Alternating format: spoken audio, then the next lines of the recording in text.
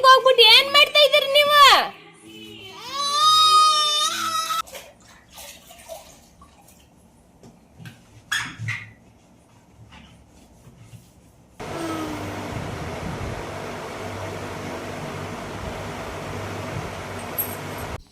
Hi hello welcome back to my YouTube channel. ಎಲ್ಲರೂ ಹೇಗಿದ್ದೀರಾ?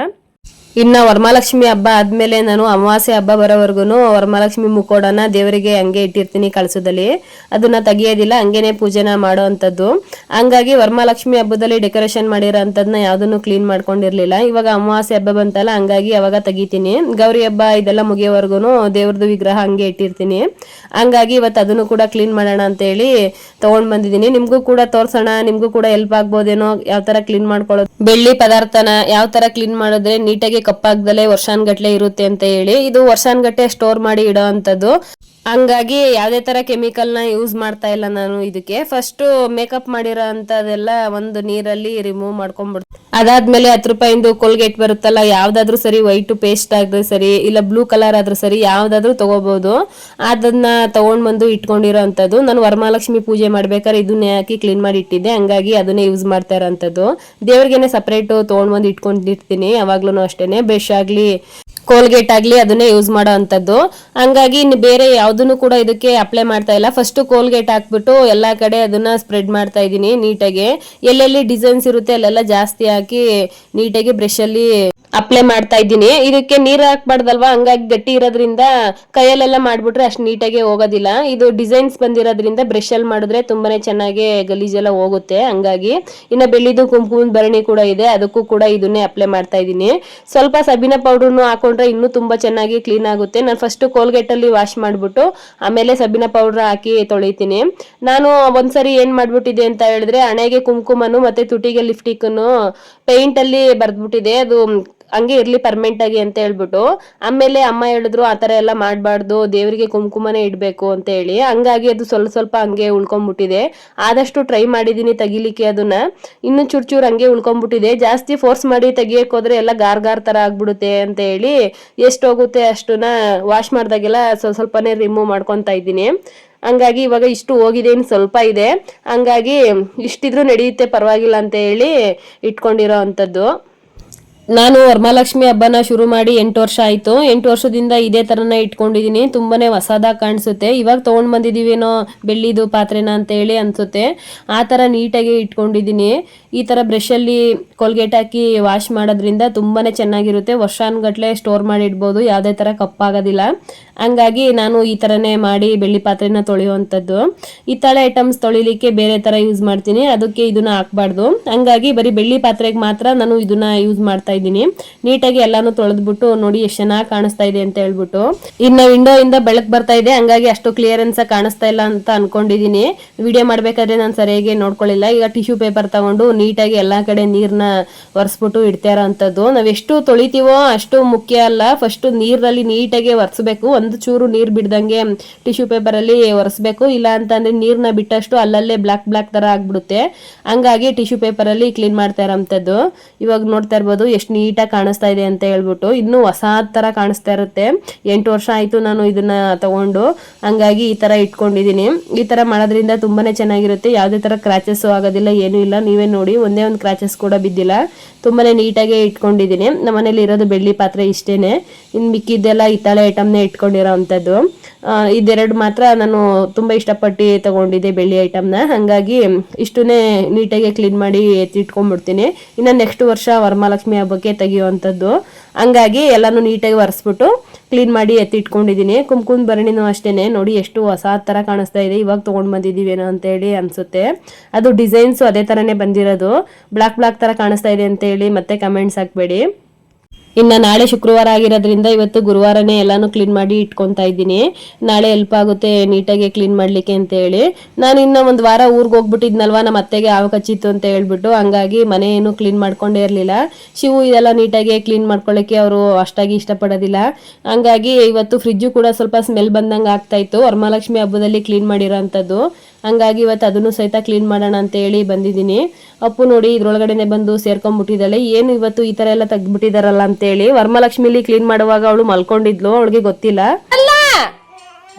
ಬಾರಲ್ಲ ಬರಲ್ವಾ ಬರಲ್ಲ ನೀನ ಬಾರಪ್ಪ ಆಚೆಗೆ. ಏನ್ ಮಾಡ್ತಾ ಇರೋದ್ ನೀನ್ ಒಳಿಗೋಗಿ? ಏನ್ ಮಾಡ್ತಾ ಇರೋದ್ ನೀವು? ಬನ್ನಿ ಆಚೆಗೆ. ನೋಡಿ ನಾನು ಫ್ರಿಜ್ ಕ್ಲೀನ್ ಮಾಡೋಣ ಅಂತ ತೆಗ್ದಿದ್ದೀನಿ. ಅಪ್ಪು ಹೋಗಿ ಅದ್ರೊಳಗೆ ಸೇರ್ಕೊಬಿಟ್ಟವಳೆ. ಆಚೆಗೆ ಬಾ ಅಂದ್ರೆ ಗೊತ್ತಾ ಇಲ್ಲ. ಬರಲ್ವಾ? ಬರಲ್ವಾ ನೀನು? ಯಾಕೆ ಬರಲ್ಲ? ಯಾಕೆ ಬರಲ್ಲ? ಬಾ ಆಚೆಗೆ. ಬರಲ್ವಾ? ಬರಲ್ವಪ್ಪ? ಏನ್ ನೀನ್ ಸ್ಮೈಲ್ ಹಾಕ್ಬಿಟ್ರೆ? ಬಾ ಆಚೆಗೆ. ಬಾರ ಆಚೆಗೆ. ಬರಲ್ಲ? ಏನು ಬರಲ್ವಾ? ಬರಲ್ಲ ಆಚೆಗೆ? ಇರ್ಲಿ ಬಾ. ಬಾರ ಆಚೆಗೆ. ಏನು? ಬಾ ಆಚೆಗೆ. ಯಾಕೆ ಬರಲ್ಲ? ಯಾಕಮ್ಮ ಬರಲ್ಲ ನೀನ? ಅಪ್ಪ ಯಾಕೆ ಬರಲ್ಲ ನೀವು? ಬಾ ಆಚೆಗೆ. ಬಾ. ಫ್ರಿಜ್ ಕ್ಲೀನ್ ಮಾಡೋದು ಹೆಂಗೆ ನಾನು? ಯಶೋ ಮುಟ್ಬಾರ್ದು. ಬಾ. ಕರೆಂಟ್ ಹೊಡಿತದೆ. ಬಾರೆ ಆಚೆಗೆ. ಬರಲ್ವಾ? ಬರಲ್ಲ ಅಂದ್ರೆ ಬಾ. ಬಾ ಆಚೆಗೆ. ಬರಲ್ಲ ನೀನು? ಬರಲ್ಲ ತಪ್ಪಲಿ. ಬಾ ಆಚೆಗೆ. ಐ ಬಾರಲ್ಲ ಆಚೆಗೆ ನಿನ್ನ.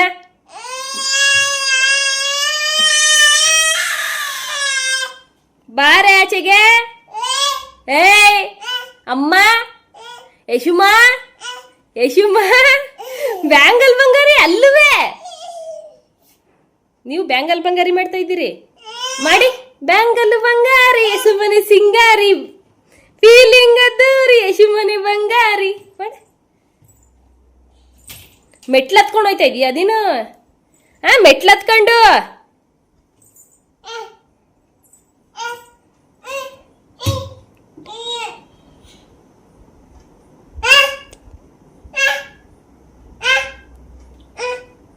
ಬಾ ಆಚೆಗೆ.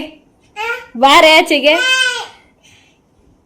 ಇನ್ನ ಅಪ್ಪು ನೋಡಿದ್ರಲ್ವಾ ಯಾವ ತರ ತೀಟ್ಕೆ ಆಗ್ಬಿಟ್ಟಿದ್ದಾಳೆ ಅಂತ ಹೇಳ್ಬಿಟ್ಟು ಎಲ್ಲರನ್ನು ಕಿರ್ಚೋದು ಕೂಗೋದು ಇಂತಿರಿಕಂಡ್ ಮಾತಾಡೋದು ಎಲ್ಲ ಮಾಡ್ತಾಳೆ. ಅವಳಿಗೆ ಇನ್ನೂ ಅಷ್ಟಾಗಿ ಮಾತಾಡಕ್ ಬರೋದಿಲ್ಲ. ಇವಾಗ 11 ತಿಂಗಳು ಅವಳಿಗೆ. ಹಂಗಾಗಿ ಅವಳ ಭಾಷೆಯಲ್ಲೇ ಬೈತಾ ಇರ್ತಾಳೆ ಗುಜ್ಜು ಅಂತ. ನಾವು ಅದನ್ನ ಅರ್ಥ ಮಾಡ್ಕೊಬೇಕು ಅಷ್ಟೇನೆ. ಇವಾಗೆಲ್ಲ ಬೇಡ ಬೇಕು ಅದೆಲ್ಲ ಕಲ್ತ್ಕೊಂಡ್ಬಿಟ್ಟಿದ್ದಾಳೆ ಚೆನ್ನಾಗಿ. ಹಂಗಾಗಿ ಅವಳು ಕೂಡ ಆಟ ಆಡ್ಲಿ ಅಂತ ಹೇಳಿ ಬಿಟ್ಬಿಟ್ಟು ನನ್ನ ಪಡಗ್ ನಾನು ಇಲ್ಲಿ ಹೊರಗಡೆ ಕ್ಲೀನ್ ಮಾಡ್ಕೊತಾ ಇದ್ದೀನಿ. ಇವಾಗ ಅಮಾವಾಸ್ಯೆ ಹಬ್ಬ ಬಂತಲ್ಲ, ಊರಲ್ಲಿ ಎಡೆ ಇಡ್ತಾರೆ ಅತ್ತೆ ಮಾವ. ಹಂಗಾಗಿ ಇಲ್ಲೂ ಸ್ವಲ್ಪ ಏನಾದ್ರು ಕ್ಲೀನ್ ಮಾಡ್ಕೊಂಡ್ಬಿಡೋಣ ಅಂತ ಹೇಳಿ ಮಾಡ್ತಾ ಇರೋಂಥದ್ದು. ಊರ್ಗ್ ಹೋಗ್ಲಿಕ್ಕೆ ಇನ್ನ ಸರಿ ಹೋಗುತ್ತೆ ಅಂತ ಹೇಳ್ಬಿಟ್ಟು ನಾವ್ ಇಲ್ಲೇನ್ ಎಡೆ ಇಡೋದಿಲ್ಲ, ಊರಲ್ಲಿ ಇಡೋದ್ರಿಂದ ಇಲ್ಲೂ ಕೂಡ ಕ್ಲೀನ್ ಮಾಡ್ಕೊಂಡ್ಬಿಡೋಣ ಅಂತ ಹೇಳಿ ಮಾಡ್ತಾ ಇದ್ದೀನಿ. ನಾವು ಚಿಕನ್ ಎಲ್ಲ ತಗೊಂಡ್ ಬಂದಾಗ ಫ್ರಿಜ್ ಅಲ್ಲಿ ಇಟ್ಕೊಳ್ಳೋದ್ರಿಂದ ಒಂದ್ಸರಿ ಎಲ್ಲಾನು ನೀಟಾಗಿ ಕ್ಲೀನ್ ಮಾಡಿ ಎತ್ತಿಟ್ಕೊಂಡ್ಬಿಡ್ತೀನಿ ಈ ತರ ಹಬ್ಬ ಹುಣ್ಣಿಮೆ ಏನಾದ್ರು ಬಂದಾಗ. ಹಂಗಾಗಿ ನಮಗೂ ಕೂಡ ಒಂಥರ ಸಮಾಧಾನ ಅನ್ಸುತ್ತೆ. ಹಂಗಾಗಿ ಇವಾಗ ಫ್ರಿಜ್ನು ಕೂಡ ಕ್ಲೀನ್ ಮಾಡ್ಕೊಳ್ಳೋಕೆ ತಗೊಂಡಿದ್ದೀನಿ. ವರಮಹಾಲಕ್ಷ್ಮಿ ಹಬ್ಬದಲ್ಲಿ ಕ್ಲೀನ್ ಮಾಡಿದೆ, ಅಷ್ಟೇನು ಗಲೀಜಾಗಿರ್ಲಿಲ್ಲ. ಆದ್ರೂ ಚಿಕನ್ನು ಎಲ್ಲ ಕಲ್ಸ್ಬಿಟ್ಟು ಇಟ್ಟಿರ್ತೀವಲ್ವ, ಕಬಾಬ್ ಎಲ್ಲ ಮ್ಯಾರಿನೇಟ್ ಆಗ್ಲಿಕ್ಕೆ. ಹಂಗಾಗಿ ಎಲ್ಲಾನು ಒಂದ್ಸರಿ ಕ್ಲೀನ್ ಮಾಡ್ಕೊಂಡ್ಬಿಡೋಣ ಅಂತ ಹೇಳಿ ಮಾಡ್ತಾ ಇರೋಂಥದ್ದು. ಇನ್ನ ನಮ್ ಕಡೆ ಎಲ್ಲ ಹಬ್ಬಕ್ಕೆ ವಡೆ, ಚಕ್ಲಿ, ಕಜಾಯ, ಕರ್ಜಿಕಾಯಿ, ಸ್ವೀಟು ಈ ತರ ಮಾಡಿ ಎಡೆನ ಇಡೋ ಅಂತದ್ದು. ಅನ್ನ ಸಾಂಬಾರು ಪಲ್ಯ ಈ ತರ ಎಲ್ಲ ಮಾಡಿ. ನಾನ್ ವೆಜ್ ನ ಎಡೆಗೆ ಇಡೋದಿಲ್ಲ. ಹಬ್ಬ ಆಗಿ ಬೆಳಗ್ಗೆಗೆ ಹೊಡ್ತಡ್ಕನ ಮಾಡ್ತೀವಿ. ಹಂಗಾಗಿ ಫಸ್ಟ್ ಮನೆಯೆಲ್ಲ ಕ್ಲೀನ್ ಮಾಡ್ಬಿಟ್ಟೇನೆ ಎಲ್ಲ ತಿಂಡಿಗಳನ್ನ ಬೇಯಿಸೋ ಅಂತದ್ದು. ಹಂಗಾಗಿ ಇಲ್ಲೂ ಕೂಡ ಕ್ಲೀನ್ ಮಾಡ್ಕೊಂಡ್ಬಿಡ್ತೀವಿ. ಯಾವ ವರ್ಷನೂ ಅಷ್ಟೇನೆ ಇಲ್ಲಿ ಎಡೆ ಇಡೋದಿಲ್ಲ ನಾವು, ಊರಲ್ಲೇ ಎಡೆ ಇಡೋದು. ನಮ್ಮ ಅತ್ತೆ ಮಾವ ಇದ್ದಾರೆ, ಅವ್ರು ಇಡ್ತಾರೆ ಅವ್ರ ಅತ್ತೆ ಮಾವಂಗೆ. ಹಂಗಾಗಿ ಇಲ್ಲೂ ಸಹಿತ ಒಂದ್ಸರಿ ಎಲ್ಲ ಕ್ಲೀನ್ ಮಾಡ್ಕೊಂಡ್ಬಿಡೋಣ ಅಂತ ಹೇಳಿ ಮಾಡ್ತಾರೆ ಅಂತದ್ದು. ಇನ್ನ ಫ್ರಿಜ್ ನ ಕ್ಲೀನ್ ಮಾಡಕ್ಕೆ ಒಂದು ಸ್ಪ್ರೇ ಕೂಡ ತರಿಸಿದೆ. ತುಂಬಾನೇ ಚೆನ್ನಾಗಿ ರಿಸಲ್ಟ್ ಕೊಡ್ತು ಅಂತಾನೆ ಹೇಳ್ಬೋದು. ಒಂದ್ಸರಿ ಇದನ್ನ ಸ್ಪ್ರೇ ಮಾಡ್ಬಿಟ್ರೆ ಈ ರಬ್ಬರ್ ಗಳಲ್ಲೆಲ್ಲ ಸಣ್ಣ ಸಣ್ಣದಾಗಿ ಜಿರ್ಲೆ ಅದು ಇದು ಎಲ್ಲ ಹೋಗ್ಬಿಟ್ಟು ಮರಿ ಎಲ್ಲ ಮಾಡಿರುತ್ತಲ್ವಾ, ಅದು ಕಪ್ಪುಗೆ ಅದ್ರ ಮೊಟ್ಟೆ ಎಲ್ಲ ಇಟ್ಟಿರುತ್ತೆ. ಅದು ಫ್ರಿಜ್ ಕವರ್ ತೆಗ್ದಾಗ ಗೊತ್ತಾಗ್ಬಿಡುತ್ತೆ. ಹಂಗಾಗಿ ಫ್ರಿಜ್ ಅಲ್ಲಿ ಸುತ್ತನೂ ಇರುತ್ತಲ್ಲ, ಆ ರಬ್ಬರ್ನ ತೆಗೆದ್ಬಿಟ್ಟು ನೋಡ್ದಾಗ್ಲೇ ಗೊತ್ತಾಗಿದ್ದು ಇಷ್ಟೊಂದು ಗಲೀಜಾಗಿದೆ ಅಂತ ಹೇಳಿ. ನಾವು ಯಾವಾಗ್ಲೂ ಅಷ್ಟೇನೆ ಮೇಲ್ಗಡೆ ಕ್ಲೀನ್ ಮಾಡ್ಕೊಂತಾ ಇದ್ದೆ. ರಬ್ಬರ್ನ ತೆಗ್ದ್ಬಿಟ್ರೆ ಮತ್ತೆ ಕೂರ್ಸ್ಲಿಕ್ಕೆ ಕಷ್ಟ ಆಗುತ್ತೆ ಅಂತ ಹೇಳ್ತಾ ಇದ್ರು ಶಿವು. ಹಂಗಾಗಿ ನಾನು ಇರ್ಬೋದೇನೋ ಅಂತ ಹೇಳ್ಬಿಟ್ಟು ಅದನ್ನ ಸರಿಯಾಗಿ ಕೂತ್ಕೊಳ್ಳಿಲ್ಲ ಅಂತ ಅಂದ್ರೆ ಅದು ಐಸ್ ಆಗೋದಿಲ್ಲ. ಫ್ರಿಜ್ ಇದ್ರು ವೇಸ್ಟ್, ಅದು ನೀಟಾಗಿ ಡೋರು ಕೂತ್ಕೋಬೇಕು. ಹಂಗಾಗಿ ರಬ್ಬರ್ನ ಅವ್ರು ನೀಟಾಗಿ ಅಂಟಿಸಿರ್ತಾರೆ, ನೀವೇನ್ ತೆಗಿಬೇಡ ಅಂತ ಹೇಳಿದ್ರು.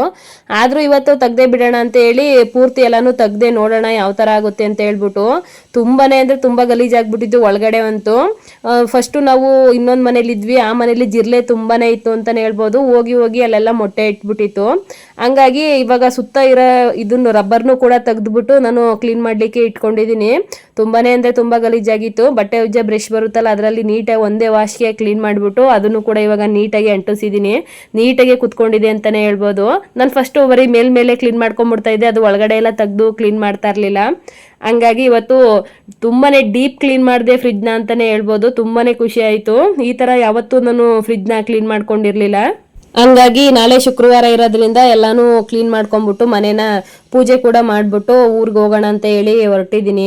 ಇವತ್ತೆಲ್ಲಾನು ಡೀಪ್ ಕ್ಲೀನಿಂಗ್ ಮಾಡ್ಕೊಂಡ್ಬಿಡೋಣ ಗುರುವಾರನೇ ಅಂತ ಹೇಳಿ. ಶುಕ್ರವಾರ ನಾವೇನು ಕ್ಲೀನ್ ಮಾಡೋದಿಲ್ಲ ಮನೇಲಿ, ಹಂಗಾಗಿ ಗುರುವಾರ ಸಂಜೆನೆ ಎಲ್ಲಾನು ಕ್ಲೀನ್ ಮಾಡ್ಕೊಳ್ಳೋಣ ಅಂತೇಳಿ ತಗೊಂಡಿರೋ ಅಂಥದ್ದು. ಇನ್ನು ಅಪ್ಪು ನೋಡ್ತಾ ಇರ್ಬೋದು, ನಾವು ಏನು ಮಾಡ್ತೀವಿ ಅದನ್ನ ಅವಳು ತುಂಬಾನೇ ಚೆನ್ನಾಗಿ ಅಬ್ಸರ್ವ್ ಮಾಡಿ ನೋಡ್ತಾಳೆ. ನಾವು ಏನು ಮಾಡ್ತಾ ಇರ್ತೀವಿ ಅವಳು ಅದನ್ನು ಮಾಡಬೇಕು. ನಾನು ಏನು ಜೋಡಿಸ್ತಾ ಇರ್ತೀನಿ, ನಾನು ಏನು ಅಡುಗೆ ಮಾಡ್ತಾ ಇರ್ತೀನಿ ಅದನ್ನೆಲ್ಲ ನೋಡ್ಕೊತಾ ಇರ್ತಾಳೆ. ನಾನು ಆ ಕಡೆ ಈ ಕಡೆ ಹೋಗಿದ ತಕ್ಷಣನೇ ಅವಳು ಕೂಡ ಅದನ್ನೇ ಮಾಡಲಿಕ್ಕೆ ಶುರು ಮಾಡ್ಕೊಂಡ್ಬಿಡ್ತಾಳೆ. ನೋಡಿ ಇವಾಗ ಅದನ್ನೆಲ್ಲ ಜೋಡಿಸ್ತಾ ಇದ್ದಾಳೆ ಅದ್ರೊಳಗಡೆ. ಅದು ಒಂಚೂರು ಕೆಳಗಡೆ ಬಿದ್ದೋಯ್ತು ಅಂದ್ರೆ ಮತ್ತೆ ಎತ್ತಿಡೋದು, ಮತ್ತೆ ಅದು ಸರಿ ಬರ್ಲಿಲ್ಲ ಅಂದ್ರೆ ಮತ್ತೆ ತೆಗಿಯೋದು ಎಲ್ಲ ಮಾಡ್ತಾಳೆ. ನಾನು ಇದೇ ಥರನೇ ಒಂದ್ಸರಿ ಇಟ್ಬಿಟ್ಟು ನೋಡ್ತೀನಿ, ಸರಿಯಾಗಿಲ್ಲ ಅಂತಂದ್ರೆ ಮತ್ತೆ ಎಲ್ಲ ತೆಗಿತೀನಿ. ಆ ಥರನೇ ಮಾಡ್ತಿದ್ದಾಳೆ. ನನಗಂತೂ ತುಂಬಾನೇ ಖುಷಿ ಆಯಿತು ಅಂತಲೇ ಹೇಳ್ಬೋದು. ಅವಳು ಇನ್ನೂ ಚಿಕ್ಕ ಮಗು, ಅವಳಿಗೇನು ಗೊತ್ತಾಗೋದಿಲ್ಲ.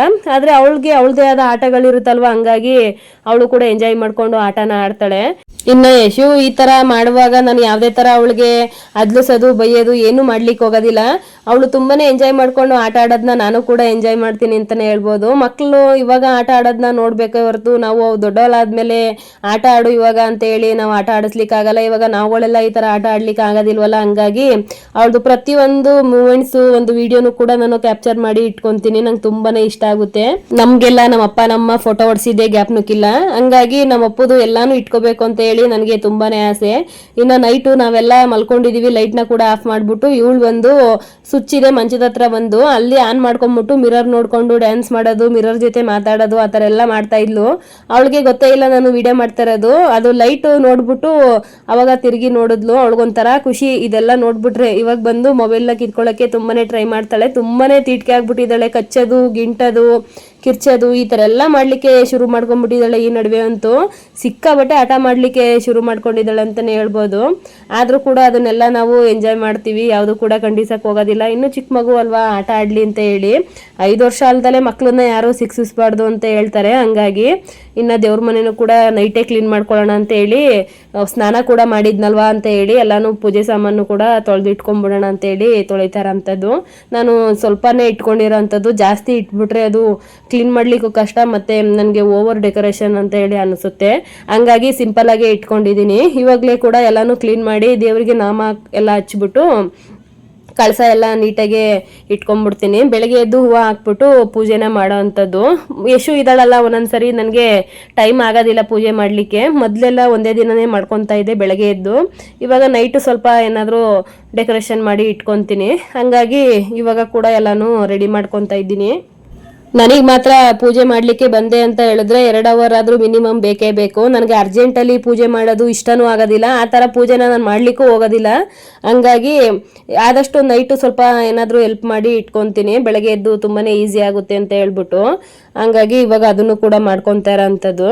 ಈ ದೀಪನೂ ಕೂಡ ನಾನು ಹ್ಯಾಪಿ ಪ್ಲಾನೆಟ್ ಅಂತ ಹೇಳ್ಬಿಟ್ಟು ಲಿಕ್ವಿಡ್ನ ತರಿಸ್ಕೊಂಡಿದ್ದೆ, ಅದರಿಂದನೇ ಯೂಸ್ ಮಾಡಿ ವಾಶ್ ಮಾಡಿರೋ ಅಂಥದ್ದು. ಬಟ್ಟೆಯಲ್ಲಿ ನೀಟಾಗಿ ಒರೆಸ್ಬಿಟ್ರೆ ಯಾವುದೇ ಥರ ಗಲೀಜಿದ್ರೂ ಹೋಗ್ಬಿಡುತ್ತೆ. ಹಂಗಾಗಿ ಅದನ್ನು ಕೂಡ ಮಾಡಿ ಇವಾಗ ನೀಟಾಗಿ ಎಲ್ಲನೂ ಒರೆಸ್ಬಿಟ್ಟು ಇಟ್ಟು ಪೂಜೆ ಕೂಡ ರೆಡಿ ಮಾಡ್ಕೊಳ್ಳೋಣ ಅಂತೇಳಿ ಮಾಡ್ತಾ ಇರೋ ಅಂಥದ್ದು. ಇನ್ನು ನಮ್ಮ ಮನೆ ದೇವರು ಬಂದು ಕಾಲಭೈರವೇಶ್ವರ. ಹಂಗಾಗಿ ನಾನು ದೇವರಿಗೆ ಈ ಥರ 3 ವಿಭೂತಿನ ಇಡ್ತೀನಿ. ಹಂಗಾಗಿ ಈ ಥರ ನೀರಲ್ಲಿ ಕಲಿಸ್ಬಿಟ್ಟು ಇದಕ್ಕೆ ಸ್ವಲ್ಪ ಸುಗಂಧ ಅಂದರೆ ಗಂಧನ ಹಾಕ್ಬಿಟ್ಟು ಕಲಸಿ ಮಿಕ್ಸ್ ಮಾಡಿ ದೇವರಿಗೆ ಇಡೋ ಅಂಥದ್ದು. ನಮ್ಮ ದೇವ್ರಿಗೆ ಈ ಥರ ನಾಮನ ಇಡಬೇಕು ನಾವು. ಹಂಗಾಗಿ ನಾನು ಕೂಡ ಮನೆಯಲ್ಲಿ ಇದೇ ಥರನೇ ಇಟ್ಕೊತೀನಿ. ಇನ್ನು ನಾನು ಈ ಥರ ನಾಮನ ಇಡೋದ್ರಿಂದ ನನಗೆ ಒಂಥರ ಖುಷಿ ಅನಿಸುತ್ತೆ, ದೇವರು ಕೂಡ ಲಕ್ಷಣವಾಗಿ ಕಾಣಿಸುತ್ತೆ ಅಂತಲೇ ಹೇಳ್ಬೋದು. ಬರೀ ಕುಂಕುಮ ಇಡೋದ್ರಿಂದ ಅಷ್ಟಾಗಿ ಚೆನ್ನಾಗಿ ಕಾಣಿಸೋದಿಲ್ಲ. ಹಂಗಾಗಿ ನಾನು ಪ್ರತಿದಿನವೂ ಅಷ್ಟೇ ವಾರ 9 ದೇವ್ರದ್ದು ಪೂಜೆ ಹಬ್ಬ ಹರಿದಿನ ಏನೇ ಮಾಡ್ಬೇಕಂತ ಅಂದ್ರೂ ಇದೇ ಥರನೇ ಮಾಡಿ ಇಡೋ ಅಂಥದ್ದು. ನಮ್ಮ ಮನೆ ದೇವರಿಗೆ ಈ ತರ 3 ನಾಮನ ಎಲ್ಲೋದ್ರೂ ಪೂಜೆ ಮಾಡ್ಬೇಕಾದ್ರೆ ನಾನು ಇದೇ ತರನೇ ನಾಮನ ಇಡೋಂಥದ್ದು. ನಾನು ಎಲ್ಲಾದ್ರೂ ಪೂಜೆ ಮಾಡಿದ್ದೀನಿ ಅಂತ ಹೇಳಿದ್ರೆ ಈ ತರ ನಾಮನ ಇಟ್ಟಿರ್ತೀನಿ. ಆವಾಗ ಈಸಿಯಾಗಿ ನಮ್ಮ ಮನೆಯವರು ಕಂಡುಹಿಡಿಬಹುದು ಇದು ನಾನೇ ಮಾಡಿರೋ ಅಂಥದ್ದು ಪೂಜೆ ಅಂತ ಹೇಳ್ಬಿಟ್ಟು. ಅಷ್ಟಾಗಿ ನಮ್ಮ ಮನೇಲಿ ಯಾರು ಈ ತರ ಇಡೋದಿಲ್ಲ, ನಾನು ಮಾತ್ರ ಇದೇ ತರನೇ ಇಡೋದು. ಇದೇ ನಮ್ಮ ಮನೆ ದೇವರು ಕಾಲಭೈರವೇಶ್ವರ. ಹಂಗಾಗಿ ಈ ತರ ಇಟ್ಟಿರೋದನ್ನ ನಾನು ನೋಡಿ ನೋಡಿ ಅದೇ ಅಭ್ಯಾಸ ಆಗ್ಬಿಟ್ಟಿದ್ದೀನಿ. ಇವಾಗ ನಾನು ಕೂಡ ಅದೇ ತರನೇ ಇಟ್ಕೊಂಡು ಹೋಗ್ತೀನಿ. ಇವಾಗ ನಾಮ ಎಲ್ಲ ಇಟ್ಬಿಟ್ಟು ದೇವ್ರಿಗೆ ಅಲಂಕಾರ ಮಾಡಿದ್ದೀನಿ. ನಾಳೆ ಬೆಳಗ್ಗೆ ಎದ್ಬಿಟ್ಟು ಹೂವು ಇಟ್ಬಿಟ್ಟು ವೀಳ್ಯದೆಲೆ ಇಟ್ಟು ಪೂಜೆನ ಮಾಡೋ ಅಂಥದ್ದು. ಹಂಗಾಗಿ ಇವತ್ತೇ ಕೂಡ ಡೆಕೋರೇಷನ್ ಮಾಡ್ಕೊಂಡಿರೋ ಅಂಥದ್ದು. ಸಿಂಪಲ್ ಆಗೇ ಮಾಡ್ಕೊಂಡಿದ್ದೀನಿ. ನೋಡಿ ಎಷ್ಟು ಚೆನ್ನಾಗಿ ಕಾಣಿಸ್ತಿದೆ ದೇವರು ಅಂತ ಹೇಳ್ಬಿಟ್ಟು. ನನಗೆ ಈ ತರ ನಾಮ ಇಟ್ಟು ಅಲಂಕಾರ ಮಾಡೋದು ಅಂತ ಹೇಳಿದ್ರೆ, ನಾವು ಯಾವ ತರ ಅಲಂಕಾರ ಮಾಡ್ಕೋತೀವಿ ದೇವ್ರಿಗೆ ಅದೇ ತರನೇ ಅಲಂಕಾರ ಮಾಡಬೇಕು ಅಂತ ಹೇಳ್ತಾರೆ. ಹಂಗಾಗಿ ಇವಾಗ ಅದೇ ತರ ಮಾಡಿದ್ದೀನಿ. ಬೆಳಗ್ಗೆ ಎದ್ದು ಹೂವಿನ ಅಲಂಕಾರ ಮಾಡ್ಕೊಂಡ್ಬಿಟ್ರೆ ಪೂಜೆ ಸಂಪೂರ್ಣವಾಗುತ್ತೆ. ಹಂಗಾಗಿ ನಾನು ಕೂಡ ಇದೇ ಥರನೇ ಮಾಡ್ಕೊಳ್ಳೋದು. ಎಷ್ಟು ಇನ್ನೂ ಚಿಕ್ಕವಳಲ್ವಾ, ಹಂಗಾಗಿ ತುಂಬಾ ಲೇಟ್ ಆಗಿಬಿಡುತ್ತೆ ಅಂತೇಳಿ ಈ ಥರನೇ ರೆಡಿ ಮಾಡ್ಕೊತೀನಿ. ಹೊಸ್ದಾಗಿ ಯಾರು ನನ್ನ ವೀಡಿಯೋಸ್ನ ನೋಡ್ತಾ ಇದ್ದೀರಾ ದಯವಿಟ್ಟು ಸಬ್ಸ್ಕ್ರೈಬ್ ಮಾಡಿಕೊಂಡು ನೋಡಿ ಅಂತೇಳಿ ಕೇಳ್ಕೊತೀನಿ. ಈ ವಿಡಿಯೋ ನಿಮಗೆ ಸ್ವಲ್ಪನಾದರೂ ಇಷ್ಟ ಆಗಿದ್ದರೆ ಲೈಕ್ ಮಾಡಿ, ಕಮೆಂಟ್ಸ್ ಮಾಡಿ, ಶೇರ್ ಮಾಡಿ. ಹೊಸ್ದಾಗಿ ಯಾರೆಲ್ಲ ನನ್ನ ವೀಡಿಯೋಸ್ನ ನೋಡ್ತಾ ಇದ್ದೀರಾ ಸಬ್ಸ್ಕ್ರೈಬ್ ಮಾಡಿಕೊಂಡು ನೋಡಿ ಅಂತೇಳಿ ಕೇಳ್ಕೊತಾ ಇದ್ದೀನಿ. ಇಲ್ಲಿವರೆಗೂ ಯಾರು ಸಬ್ಸ್ಕ್ರೈಬ್ ಮಾಡಿಕೊಂಡು ನೋಡ್ತಾ ಇದ್ದೀರಾ ಅವ್ರಿಗೆಲ್ಲ ಧನ್ಯವಾದಗಳನ್ನ ತಿಳಿಸ್ತಾ ಇದ್ದೀನಿ.